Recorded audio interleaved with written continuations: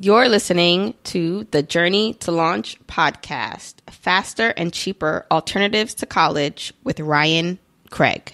T-minus 10 seconds. Welcome to the Journey to Launch podcast with your host, Jamila Souffrant. As a money expert who walks her talk, she helps brave journeyers like you get out of debt, save, invest, and build real wealth. Join her on the journey to launch to financial freedom in 5, 4, 3, 2, 1.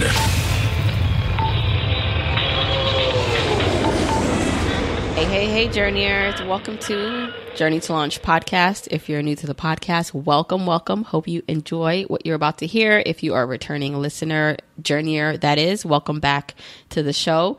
So today's episode, I am excited to bring you because I like to bring you tools that you can use in your toolbox and just insight and conversations that you can reflect on how it impacts your life. Perhaps it can help change the way you raise your kids if you have kids, and just interact with other people in your circumstances. And so I want to bring you this conversation with Ryan Craig, who wrote the book A New You. And in this book, Ryan talks about the faster and cheaper alternatives to college. And he brings up so many good points in this book and in general in this conversation, because if you are one of the many people afflicted by student loan debt, you took out a lot of student loans, went to a college or university and paid entirely too much for your degrees that maybe you didn't finish and that you're probably not using in your day-to-day job, then this would probably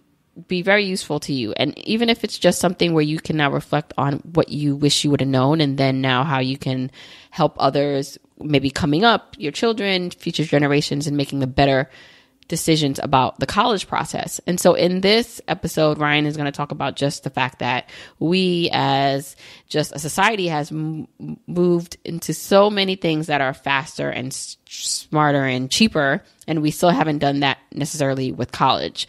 And so we're going to talk more about what he means, what things we can do to implement in the college system, in the education system, to just have people make better decisions about alternatives to a higher education. If you want the episode show notes, you can go to journeytolaunch.com/episode 88. And I'm excited for you to hear this conversation. Before we hop into this, I'd love to hear your thoughts as usual. So tag me at Journey to Launch on social media. I'm Journey to Launch on Instagram, Twitter, and Facebook. Also, stick around at the end. I'm going to be reading a podcast review from Apple Podcasts. That's that purple app on your phone if you listen to this on your Apple phone. But listen, you can listen to this wherever you want. I am just happy that you're listening. So continue to share this with your family and friends. Also, stay tuned to the end for another exciting announcement about the Journeyer Launch Club. That's my membership community. I'm planning something in a couple weeks, and I want you to be there. So just stick around for that. All right, without further ado, let's hop into this amazing conversation with Ryan. Hey, journeyers, really excited to bring you this very relevant and important conversation with Ryan Craig. Hi, Ryan. Hey there. So I was really intrigued by your book. I get a lot of emails now, I guess because my podcast is getting more out there. People are becoming more interested to coming on the podcast. And so I get a lot of pitches to be on it, but I got an email about your book and I was immediately like, wow, I need to talk to this guy, because the title of your book is called A New You, Faster and Cheaper Alternatives to College. And this just immediately struck me as something that would benefit my audience. And I got the copy of the book, started reading it. It's amazing. I think it gives really just concrete background tips of how we can, as a society, as individuals, change and do things differently as in regards to college. So wanted to have you on and share this great information with my audience. So thank you for being here. Well, it's a pleasure. I'm glad to try and share what we've learned over the past decade or so about what's working in traditional higher education and what's not. Right. Now, just a little background on yourself. What made you get into this field? Why spend so much time, so many years doing this? What's the passion or background behind it? Oh, sure. Yeah, no. Look, I've been in higher education for 20 years now. I started my career at Columbia University, been on all sides of it. helped build universities, launch online programs, working with companies that partner with universities, and so we sort of see all sides. And from that vantage point, we've really seen what's happened to millennials over the past decade since the Great Recession. And what's happened to millennials is awful in economic terms. Millennials have fallen behind prior generations on every economic metric in terms of wealth, income, home ownership, new business creation, you name it. And the reason for that, higher ed is in part to blame. We've got a crisis of college affordability, which I'm sure your listeners are well aware of. But what they may be less aware of is the crisis of employability as well.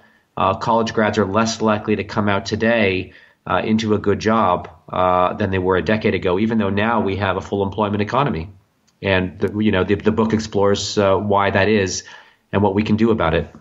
Mm-hmm. And what also, like you just touched upon, saying that it's not only more expensive nowadays to go to college, but not only is that fee higher, the cost higher, but again, people are not actually coming out, as many of them graduating, getting good jobs or jobs that pay well enough to pay back the loans that they took out. Yeah, no, absolutely. Look, the average student with loans graduates with about $40,000 in student loan debt. And that actually would be manageable if everyone graduated into a $60,000 a year job. But that's not happening, unfortunately. About 45% of new graduates come out into underemployment, meaning that they're taking a job that they could have gotten without the investment of time and money and debt in that degree. And underemployment is severe. It means you're on average you're making about $10,000 less than someone who's properly employed, and it's persistent, meaning that if you're underemployed in your first job, 50% of the time you'll be underemployed 5 years later, and about the same 10 years later. So careers are path dependent, and getting a good job at graduation is important. Now, why has it changed? Well, it's changed because the economy has changed, and higher ed hasn't kept up. So the economy has digitized. There are all kinds of jobs now that are requiring digital skills for entry-level jobs that traditional higher ed doesn't teach. For example, the most commonly used software SaaS platform in business is Salesforce.com. 2 weeks ago, I was at a meeting of 250 college and university presidents and administrators, and I asked them, how many of your institutions train on Salesforce? Not one hand went up. So that's a problem because increasingly technical skills now outnumber all other skills in these entry-level job descriptions, because employers are trying to sort of filter out those candidates who just don't have the skills. So it's a combination of the economy changing and the hiring process actually changing.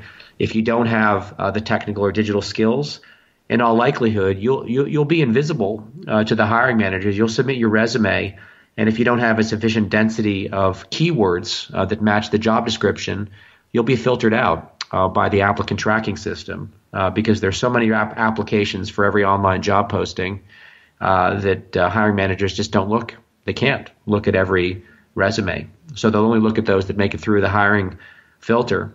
And if you don't have the technical skills, you're going to be filtered out.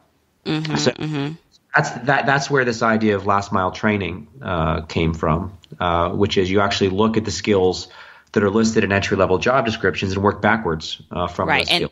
And I want to get definitely more into that, because while we're going to talk about kind of the state of what it is and like how we got here, I definitely want to now talk about what we can do differently, what the plan is, what can we do differently? Because it's not about just, oh, now I'm in this situation, or I don't have any control over my future or my kids' future now. Like, what are the things we can implement? But before we get into that, that lack of colleges implementing the things that we need to learn, that our kids need to learn, is like off base, like you said, with what's happening today in society. Like the millennials nowadays, and you mentioned this in your book, that everything is faster and cheaper nowadays. How you rent a movie, or how you watch shows, how you get transportation. Like we have figured out all these cool ways to do it cheaper and faster. But then the way we now look at our like education, it's still a lot of the old structure comes into play. So we have not changed as fast as everything else. And so why is that? Why do you think it's been so laggard, this evolution of education? I know there are like now more concepts and new things that we're going to talk about, but why has it taken so long for the education world to come up to speed to where we are today? Well, we have for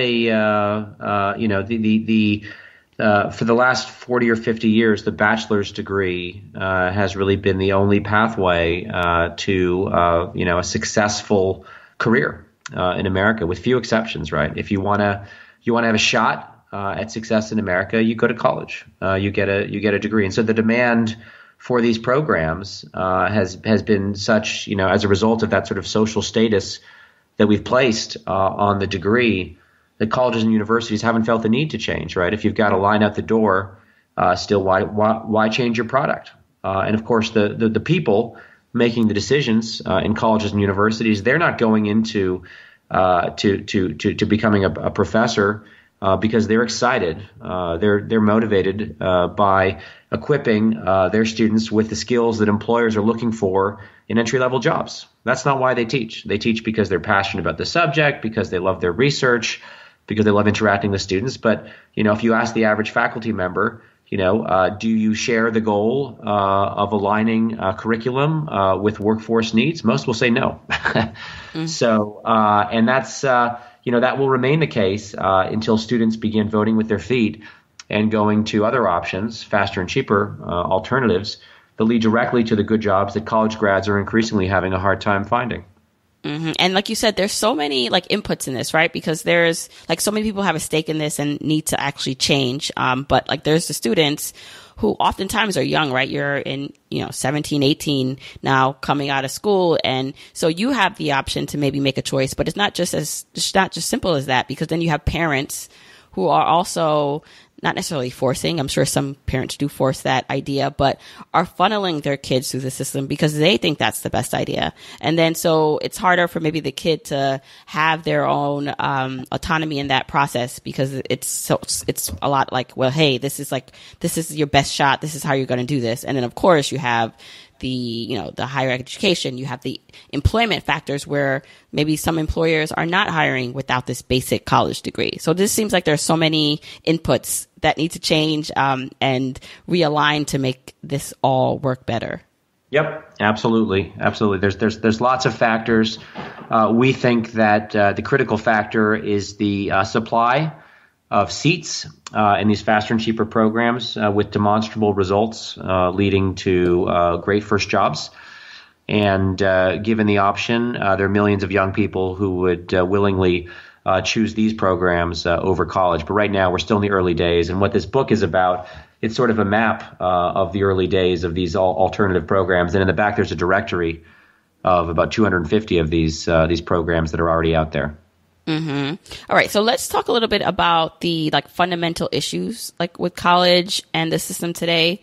So, I mean, the biggest one, or maybe not the biggest, but the one that stands out the most is the cost, right? So the cost of education has increased way more than even inflation. And so it's like this absorbent amount of fees to go to school, and not just the tuition, but room and board and books and all the other things that come along with it. So let's talk about what's actually wrong today with the system. Well, the college and university tuition has risen at about twice the rate of inflation for the past 30 years. And there's lots of reasons for that. But the main reason is that, consumers aren't being asked to pay upfront for that. They're being asked to take on more debt. So all of that increase is being reflected in higher debt loads the students are taking on. And now we know that students who graduated between 2006 and 2011, 1/3 of them have already defaulted on their student loans. So it's unsustainable. The level of debt that students are taking on to pay not only the tuition, but the room and board and the cost of living to attend college for 4 and increasingly 5 or 6 years, which is sometimes what it takes to earn a bachelor's degree. what with needing to take extra credits or life getting in the way or whatnot. It's unsustainable for many young people, particularly for students from families of sort of low socioeconomic background. So it's incredibly challenging. Why have colleges and universities been able to raise tuition at this rate? Because no one has told them they can't. Because there continues to be students who are willing to take on the debt to do that. But we're starting to see that change, as I say. There's reason to believe colleges and universities are having to increase their discount rates, meaning that the net price is increasing at a slower rate. And there are lots of small and mid-size non-selective universities, particularly in rural and suburban areas, that are finding that their enrollments are falling now far short of their goals. So students are telling them that the financial aid packages that they're being offered are insufficient, and there's no way that it makes sense for me to attend this institution. And if I graduate, I'll have $60,000 in debt. Like, why? Right. What's the again? And we think that value proposition is thrown into stark relief by new programs that are coming to market that say not only are you not being asked to take on debt, we're not even going to charge you tuition. Maybe we'll even pay you while you're going to school, and we're going to guarantee you a job in exactly the field you wanted in the first place. So why would you then take the economic risk of going to college, maybe risking you don't graduate, and taking on that debt? Mm-hmm. And also, like what you said, now this generation, I think I forgot the exact saying. I think you mentioned in your book too about, maybe it's not the Facebook generation anymore. It's the student loan debt, generation. Yep. And I think because of that though, so now these people who have graduated with the student loan debt that have defaulted, the 1/3 that have defaulted, those that now start having kids that will now start going to college, they'll start hopefully funneling their kids or advising their kids differently, which is why I definitely think this change is imminent. So while unfortunately we had to go through this, this generation had to go through this false promise of, taking out all these loans and not being able to pay it back for education. Now, because we've lived it, now when we have children, we won't hopefully steer them in the same way. We'll have them make better decisions. Yeah, I couldn't agree more. I think that within 20 years, this looks totally different, but I think it happens even sooner than that. I make the point that, if your friend were to tell you that her daughter is coming out as a debutante, what would your reaction be, right? You'd be like, that's sort of old-fashioned and elitist and unnecessary. And query in a decade, if your friend tells you that her daughter is earning a degree, earning a bachelor's degree at a college or university, might you feel the same way? Particularly when there are thousands of faster and cheaper alternatives that lead to the great jobs in technology and healthcare that college grads want to get and increasingly are having trouble getting. Right. And you talk about this in general, so this whole idea of going to college, while it's, back in the day, there were a lot of reasons why, after the war and all these things, that the construct and the idea of college became more popular. But not only is it kind of just a badge of social honor and economic honor as the student, maybe where they go to school, but it's for the parents too. You mentioned that too in the book, that I actually like that you talked about it, because a lot of times I think parents mean really well. For example, I know for my mom coming here as an immigrant, she knew that education would be key for her to get ahead. And she also advised me and pushed me to that. And I think that's why I'm in the position I am today. But a lot of that too is, it's almost that social status. It's almost as good to the ego to the parents to say, oh, my kids went to college. Sure. Also, yep. Right.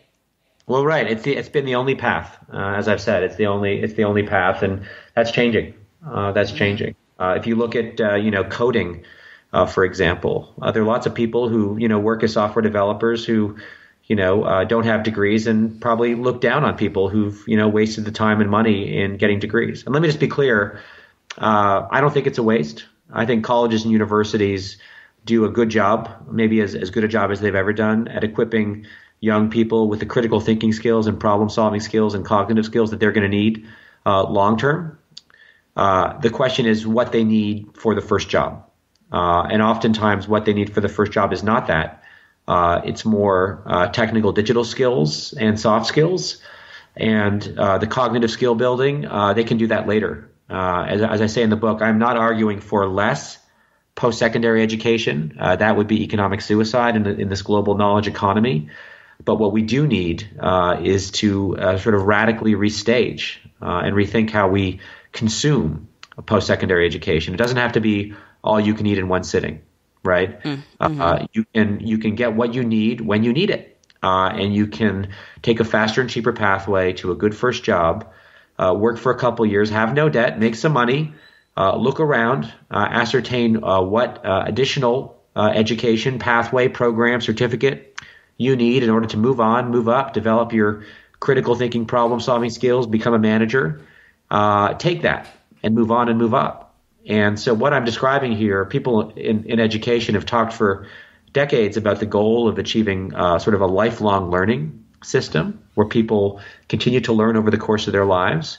And that's what emerges from this faster and cheaper revolution, is that when you go from a model where the view is that you do all you can eat in one sitting and you're done by the age of 22 or 23 or 24, to a model where you do what you need to get into the workforce, you look around and you'll be probably engaging in 5 to 10 formal post-secondary programs over the course of your career, getting what you need when you need it. That is lifelong learning, and that happens as a result of this faster and cheaper revolution.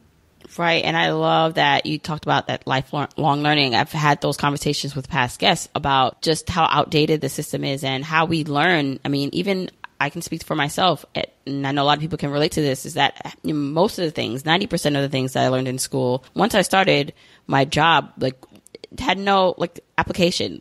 It was so outdated by the time I got there, or just was never touched upon. Just like you said, you went to this meeting, and Salesforce, which is the biggest thing in a lot of companies, no one is teaching them that.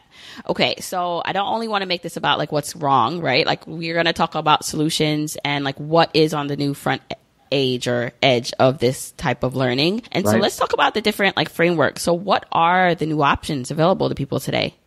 Sure. Well, so the earliest option were these tuition pay boot camps, which makes sense, right? Because they're sort of very similar to traditional college. You kind of pay money and you pursue a program and you graduate and you kind of, hope to find a job. And so there's lots of examples of these tuition pay boot camps in the book that last anywhere from 8 weeks to a year in length. And it's not just coding or even IT. There are boot camp models in sales, in digital marketing, in insurance, financial services, medical devices. What they all have in common is that there's a technical or digital component. It's really focused on equipping you with the digital skills you need to be able to do that job. And so that's what they do. They're generally also in person. So these are not online programs. They're immersive because in addition to the technical skills, employers really need to see the soft skills as well. And what these programs look like, they look more like a workplace than they do like a classroom. You're working on projects with fellow students. These are hopefully real world projects that come from employers, the employers you're going to go work for at the end. You're being mentored by instructors, or sometimes even by the employers, and you complete and you go to work for the employers. Now, the early programs didn't guarantee you a job, and that's really where we're seeing change. We're also seeing change in terms of the financial risk. So the next generation of these programs are what we call income share programs or college MVPs, minimum viable products. And the idea there is that you're not being asked to take a financial risk. You don't pay tuition. You're not taking on debt. What you're being asked to do instead is to enter into a contract with the school, with the provider, that says that you'll pay back after you complete the program, and once you get a job, if your income is over a certain level, say $40,000 a year, you will share 5, 8, 10% of your income for 3 or 4 years back to the school. So that's called an income share agreement. And it really limits the financial risk. If you don't have a good employment outcome, you're not going to be asked to pay the tuition for the program. And most of these tuition paid boot camps are now converting to an income share model because it's just easier for the student. It just reduces the financial risk. And then in that case, it, motivates not only the student to get the job, but it motivates then the boot camp to make sure the student gets the job because that's how they get paid back. Well, that's right. It sends a very clear signal up front to the student that we're aligned with you. We don't get paid unless you get paid. And that's a powerful signal and obviously contrasts sharply with the traditional world of higher education today where nobody does that. Okay, so I have a couple questions around that because that sounds amazing. And I'm just like, all right, that needs to be in every city. We need some more seats for that. But so one, how viable, are there a lot of those programs that exist today and are those hard to get in? Because then the barrier for getting in, they're going to want to make sure they choose students that are going to live up to their promise. Right. So how does the average person get into something like that?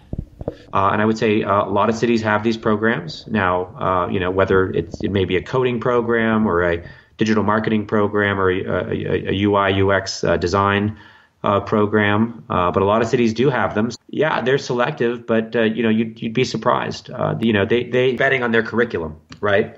So they believe that their curriculum is in demand. And if they think you can do the program, they'll admit you and they'll make a bet on you. Now, what are some other, so the in-person boot camp is like one model. What are some other models of this faster and cheaper way of creating? The models that we're most excited about are what we call employer pay models, where there's actually not only no financial risk to the student, but where you're actually guaranteed a job at the end. And these models take two different forms. The first model is what we call a staffing model, where there are staffing companies that will essentially hire you before you start the training, and you're guaranteed a job. So you're being paid for the duration of the training. You're not asked to pay. You're actually being paid as an employee. You complete the training, and then you're staffed out to a client. And the deal is that you commit to work for that staffing company for a period of time. So it's sort of like ROTC type model. You're committing to that staffing company, and then 90% of the time you get hired by the end client. So it's not only a pathway to your first job, it's a pathway to your second job as well. You'll work first for the staffing company and then for the end client. And that really helps the employer because it gives them the opportunity to try before they buy. So we see those models growing very rapidly in a whole host of areas. So those are employer pay staffing. The cousin to those models is what we call the apprenticeship model. Now, apprenticeships have been around for a long time, and you might have heard of them in the context of traditional industrial and building trades, plumber, welder, those sorts of things. We're starting to see them now in new areas like software development and IT. In that case, you're literally going to work for a company as an apprentice, and you're providing services for their clients, and then you're going to get hired by their clients. So there are models like Tectonic, for example, based in Denver, that does that, and those are more competitive. Obviously, the models where you're being paid are more competitive, but they're literally bringing in thousands of young people a year into these programs, and that's the ideal value proposition for the student. Right? You're being paid and you're being guaranteed a job. Mm-hmm. Now, I know a lot of these type of programs, like you mentioned that there are different industries. It just doesn't have to be like coding, but a lot of them do have that digital component to it. Because that's my question around this is that what if you're not necessarily into like coding and tech? What other fields of what other career fields can this work for? Well, I mean, the thing to think about this is a common misconception. Most entry-level jobs now are actually technical jobs because the best way to think about an entry-level job working in a mid-size or big company is that you are using some sort of software or SaaS platform to manage a business function. Now, a decade ago, that was probably a paper-based function, and so the technical or digital element of that or the software element of that was not present or less important. Today, it's really important, and specifically it figures very prominently in the job description. Again, entry-level jobs in sales that a decade ago were great jobs for new college grads. Today, most of those jobs will require 2 years of Salesforce experience. So they're not entry-level jobs anymore. And so when we say technology or IT jobs, really what we're saying is most entry-level jobs, which have a very strong digital or technical component to what they do. And the last mile training doesn't need to be extensive, right? If it's just a function of learning a software platform, you can do that in 4 or 6 weeks. You can master that. And so that's what these programs do. You might ask, well, why don't colleges and universities teach that? I have the same question. Right. Well, and I want to go back to the last mile training because you brought it up briefly, but we didn't really get into that because it's that type of training that the colleges are not doing, but that's what's needed to get to these positions. Can we talk about that? Yeah, sure. Last mile training is just really it's the digital training that colleges aren't doing that is listed in the entry level job descriptions, and it could be software. And keep in mind that it could be software for a function like sales. It could be software for an industry like insurance claim processing software. And that may not sound exciting, but those are great jobs for entry level jobs for young people to process insurance claims for an insurance company. You can move on, move up, just like sales jobs. Are great jobs. You have lots of very successful business people who started in sales. So I think if this book does anything in the higher education world, the reality is that we have a whole industry of 4,000 institutions in America who really haven't given much thought to hiring and entry level hiring in particular outside of the sort of career services function, which in the larger scheme of things is fairly marginalized within the institution. And the point here is that these institutions don't keep going unless they can convince students going forward that their programs lead to good first jobs. And so doing that is going to require significant change. And I'm actually not convinced that lots of institutions can make those changes the way they're currently structured. So, what we're positing is that these new last mile training programs which today many of them are top up programs, meaning they're programs that college grads have to take in addition in order to get jobs. But more and more of them are really viable replacements to college. They're true alternatives to college. You can enter one of these programs like Tectonic, with a high school diploma, and within 6 months you are a sort of fully functional software developer billing out on your way to getting a great job with one of Tectonic's clients. Mm-hmm. Now I wonder, like you said, like these companies also have to want to change, and the way they do that is if they can't get valuable or people or young students coming to them wanting jobs.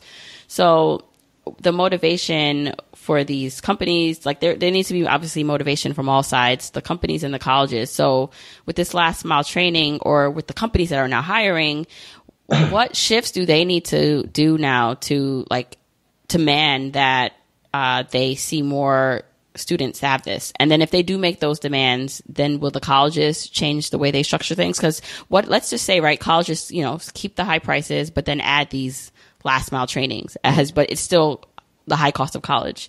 Right. I guess what happens then? Well, that helps. I mean, the schools that do that are going to find that they're, better positioned in terms of enrollment, for sure. But if I have a pathway to a guaranteed job that doesn't require debt versus one that is going to take 4 years or more and is going to ask me to take on $50,000 worth of debt, I know which one I'm taking, at least at the beginning. And I think that the social status of the degree will sort of keep that equation more balanced for a number of years. But in time, you then go to being sort of that debutante model where, it's expensive, but it's sort of old fashioned. Right. And another model is the online bootcamp model, right? So not necessarily where you need to go in person to these programs, but you can take them online. And you talk about that. But I want to talk about more why some of these don't go as well. Bootcamp model. Yeah. I'm actually, it's funny. I've helped build very large online programs in my career. But I'm actually pretty skeptical about the ability of a 100% online program to sort of close the gap between high school and a good first job. And the reason for that is that it's not just about technical skills, it's also about soft skills. And I haven't seen an online program that actually furthers soft skills in a significant way, in the way that these immersive bootcamp programs do. So I think employers are going to look to these immersive bootcamp programs much more than they would to an online program where maybe you're getting the technical skills, but you're definitely not getting soft skills. And the thing is, the online boot camp, I would think, is less expensive if you do pay up front, and then more accessible to people who, can't go in person and can work or learn from anywhere. So it would be good if the model worked, and I guess there are going to be changes in that too. But it's interesting. Okay. Agreed. So yeah, let's talk a little bit more about, I'd say, just the idea that some people are still going to choose to go to college, and there's nothing wrong with that, especially if there are specific professions they want to get into, and you do need like a degree or a certain document, right? Like that college degree document that says you did that work. So you talk about how to choose to go to like a college, and you have like this selective versus non-selective process and decision making. Yeah. How can we go through that process and help people out there? Sure. Yeah. I mean, so, over the past 20 years or so, the sort of college decision for most families has been about where to go to college, not whether to go to college. And so the big idea here is that as the number of programs, faster and cheaper programs that lead to good first jobs proliferates and expands over the next 5 years, we're going to go from a college decision, which is about where to go, to whether to go to college. Because if there are alternatives, it really poses the question: is this a good idea? And I suggest that you look at two factors. One is selectivity of the college, and the other is affordability. If it's a selective school and it's affordable, no one will be a bigger champion than me. You should go. What's a selective school? Sorry, let's talk about what that is. Yeah. So selective school is a school that accepts fewer than 50% of applicants. So there are only about 200 of them in the country, but the value of these selective programs goes well beyond sort of the education. It's the value of the brand, the alumni network, all these things. So if you can get into a selective school, you should stretch. Even stretch the definition of affordability is my recommendation. If you can make it work, do it. If you get into a selective school, conversely, if you're looking at a non-selective school, you need to be a lot more careful because the value of that credential is lower.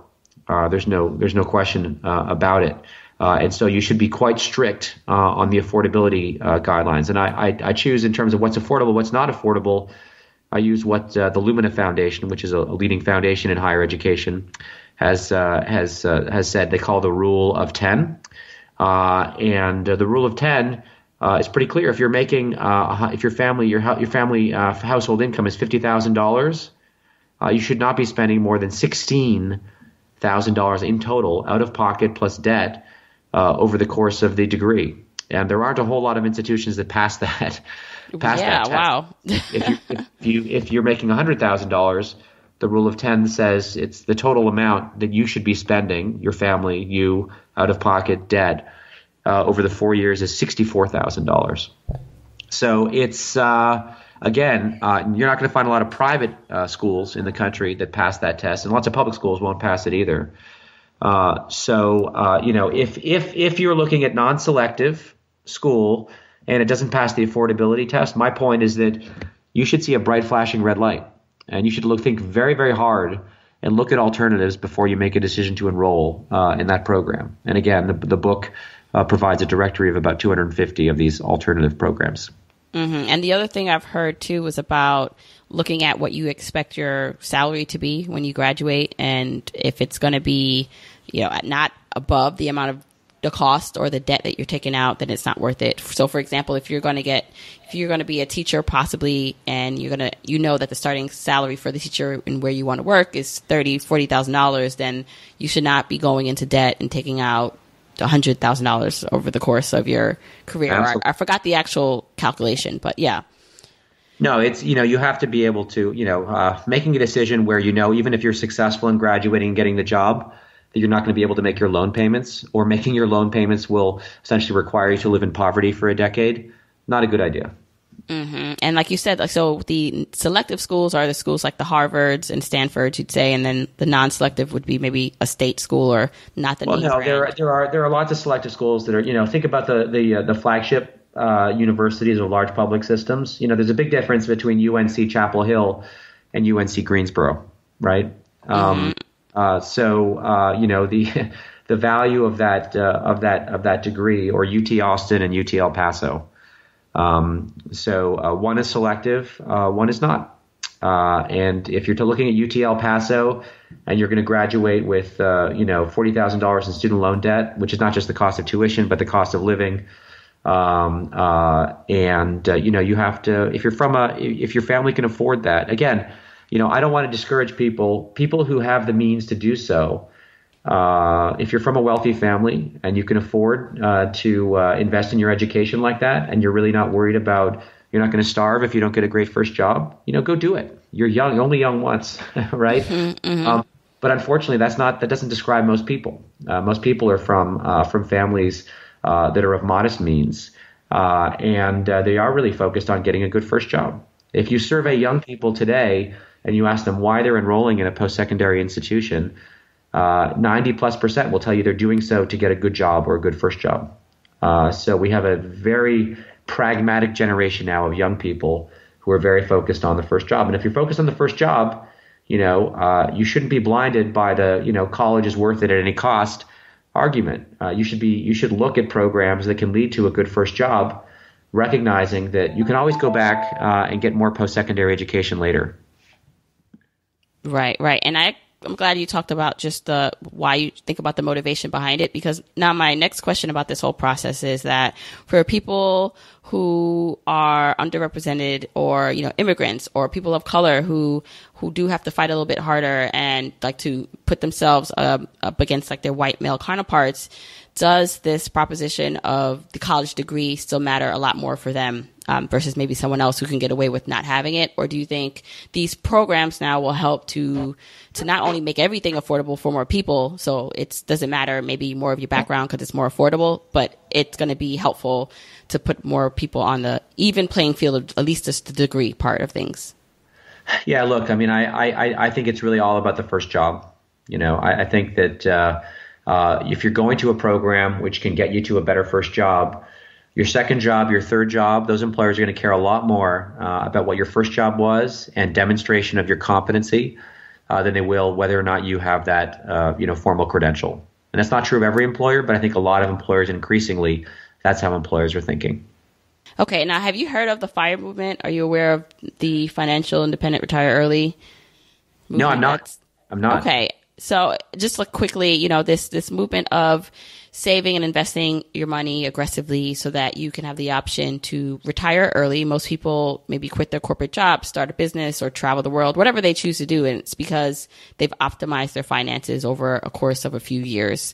And so I believe that this topic about college education and ways to go about it in different ways to then maybe not pay as much and not go into much debt is very relevant to people who want to start this journey or who are on this journey, and especially for the ones that have kids, because a lot of us listening right now maybe have already gone through this. So it's more about educating our kids or the younger generation that's coming up behind us.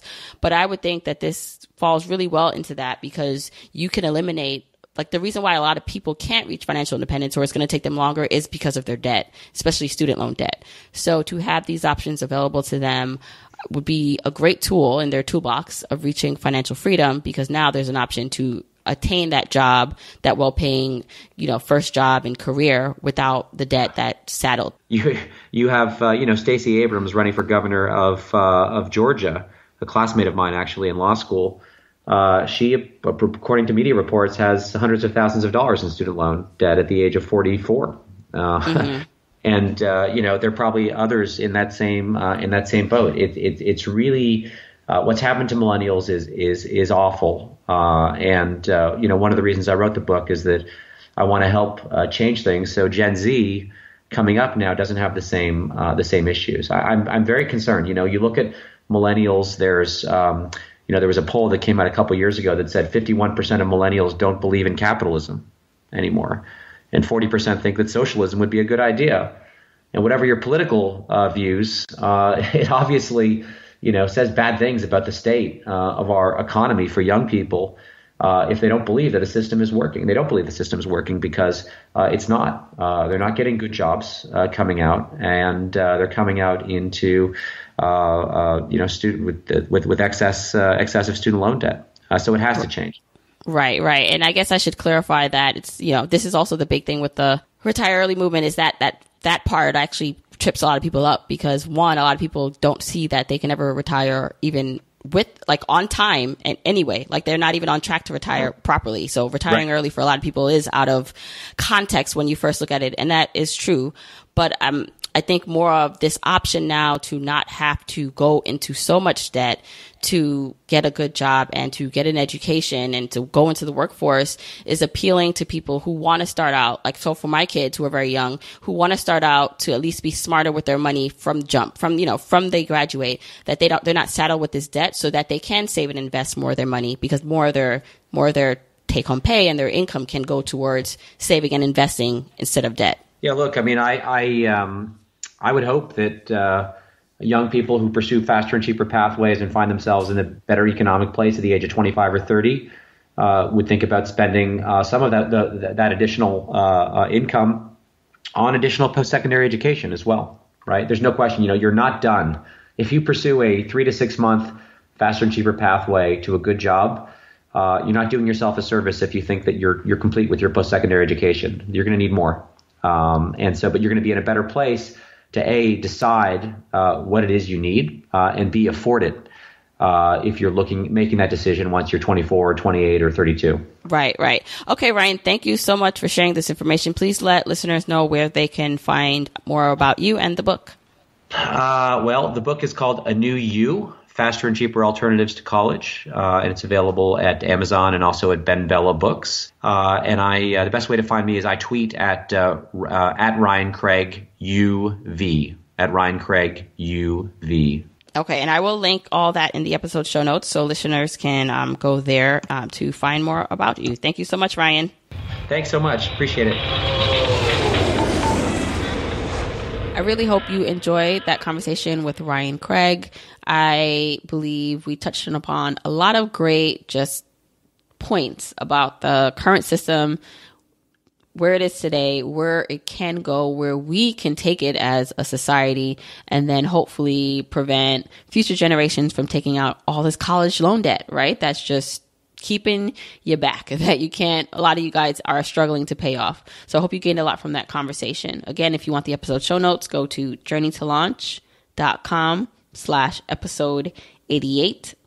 Now, at the beginning of the podcast, I said I was going to read a review from Apple Podcasts. So that's that purple app on your phone. And I'm saying purple app so much because I did have someone tell me that they didn't know what I meant when I said the Apple Podcast app. And so she said she heard me say purple app and that the light bulb went off and that's where she knew how to find it. So that's why I keep saying purple app, just in case someone does not know where to find this podcast app on their iPhone. Okay. So let me just read a review, and this is from A is for Always Saving. She says, "Thank you. Journey to Launch serves as a means of financial motivation for those of us wanting more out of life. Episode 74 tackled some deep, touchy topics that many of us have concerns about. This was the first podcast that I ever listened to when I desperately wanted to get out of an abusive relationship and needed to save money to get out. Without realizing, she helped me save and stash $10,000 on a low-income weekend job, which allowed me to get out. Today, I am a happy, safe, single Black mother with a tripled income on a journey to financial independence." Thank you. Wow. Sometimes I forget how this podcast, how this message can affect and impact your lives. And when I read things like that, it really touches me. So I'm so glad for you. And I'm glad for all of you who have started the journey, no matter where you are. I'm hoping you can gain something, some resource or tool or motivation that you can use on your own path to financial freedom. So if you want to leave me a podcast review, if you listen to this in Apple Podcasts, please do so. I read every one and you can hear it on the podcast in the next couple weeks, I'm going to be hosting something pretty cool. I want to give you guys more insight about some cool things happening in the Journey Your Launch Club. I mean, we are packed with content. We had a career class a couple weeks ago. We have a tax class. We have some investing classes in the month of March. So a lot of exciting concepts and content that you're learning in the Launch Club. If you are not a member, you should check it out at journeytolaunch.com/launch club. I'll be having some more information about a just special event that I'm doing towards the end of the month. So make sure you're on my weekly newsletter list to make sure you are in the know of everything that's going on. That's journeytolaunch.com/join if you want to make sure you're on my newsletter list. And just can't wait for you to just see all the amazing content and things I have in store. All right, journeyers, until next week, keep on journeying.